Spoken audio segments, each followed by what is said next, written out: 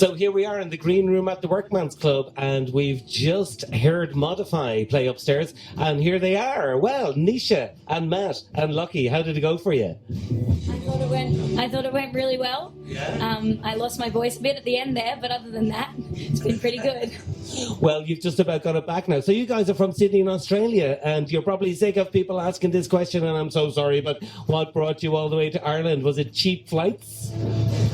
They're definitely not the cheap flights. I think that's almost as far as you can go. And Ryanair definitely they're a long way off offering flights too. If Michael O'Leary is listening, can you start doing cheap flights to Sydney, Australia, please, so we can get more bands like these over here? And you came via Berlin, and you recorded your EP in Berlin, or tell me more about that.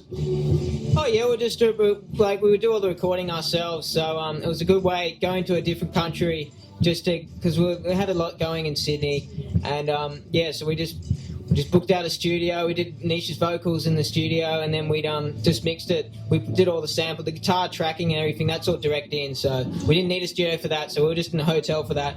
But we did the vocals. Yeah, we booked our studio, and we just stayed there and did it for 5 weeks. We just really hammered in and recorded. And was that the first time for you guys coming out of Australia and coming to Europe and landing in Berlin of all places?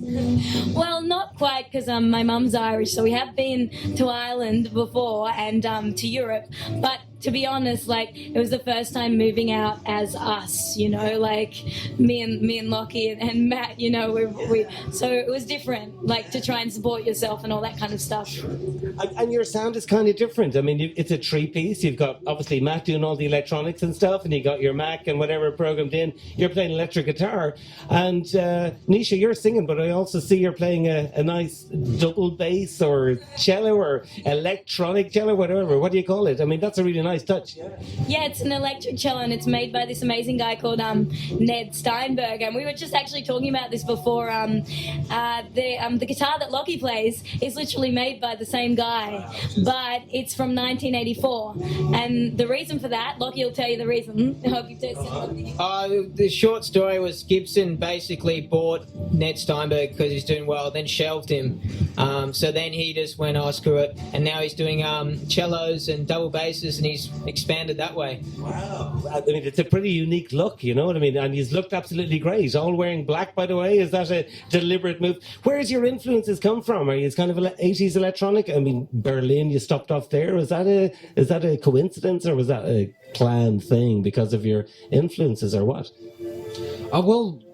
I think we did our research as far as European countries to go to. Berlin has a great techno and electronic scene. But no, we all bring different influences to the table. Yeah. Matt knows German as well, though. That's a small thing. That's the reason why we're in German.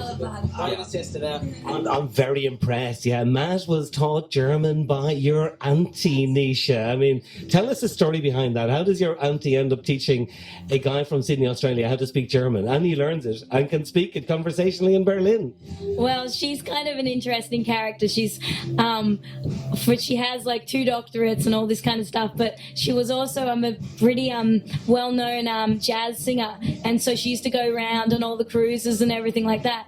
So recently she really wanted someone to record some of her old songs, because she was losing all the music for them. They were all going decaying, because she'd had them for so long, so composting. Yeah, literally. So she wanted someone to help her out with all that, and of course Matt happened to be able to do all that, and he plays piano really well, so he transcribed it all for her and then recorded it. So she was really happy. So she offered to teach him German if he wanted to, and he was over the moon about that. Oh, that is so brilliant. The barter system lives on, eh? You teach me German and I'll sort out all your old tunes. Yeah, I like it. And how is Dublin for you? I mean, the scene here it's a small city. Australia is obviously a much bigger country, a much bigger market, but is the scene there really good, or why did you decide to come to Dublin? The scene at the moment in Australia is not good at all. Really? Yeah, not good at all. So all the medium to small venues have sort of all decayed, died out.